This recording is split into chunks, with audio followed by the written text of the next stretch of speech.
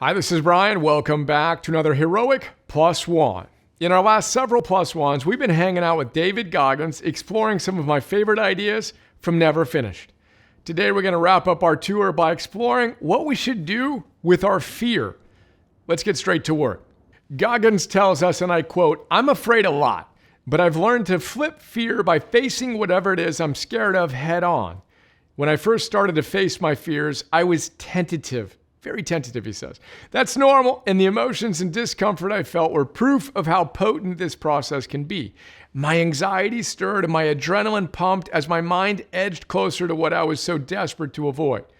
But within all that energy is a mental and emotional growth factor that can lead to self-empowerment." He continues by saying, "Just as stem cells produce a growth factor that stimulates cellular communication, muscle growth, and wound healing in the body, fear is a seed pod packed with growth factor for the mind. When you deliberately and consistently confront your fear of heights or particular people, places, and situations that unsettle you, those seeds germinate and your confidence grows exponentially.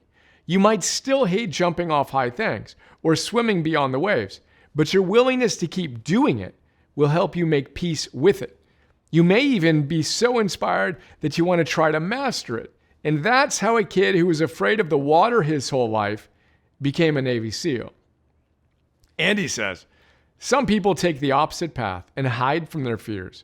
They are like villagers terrified by rumors of a dragon to the point they cannot leave their own property. They cower, and that dragon, who they have never seen themselves, only gains strength and stature in their minds. Because when you hide from whatever it is that freaks you out, that growth factor works against you. It will be your fear that grows exponentially while your possibilities become ever more limited." End quote.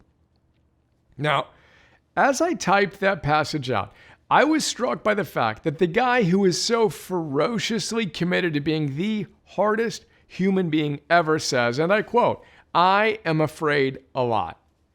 Note, he didn't say, "I used to be afraid a lot." No, the verb Goggins used is in the present active tense, not the past tense. Think about that for a second. As you remind yourself that courage is not the absence of fear, courage is the willingness to act in the presence of fear. Now, there's so much we can discuss with this, but I'll leave it at that. Remember, your infinite potential exists on the other side of your comfort zone. And how's that feel? By definition, I repeat, you will and should feel uncomfortable when you are in the process of catalyzing your growth. Perfect. Flip the switch. Bring it on. Use that fear as the cue, trigger, prompt to practice your philosophy. That fear is the absolute best fuel for your growth.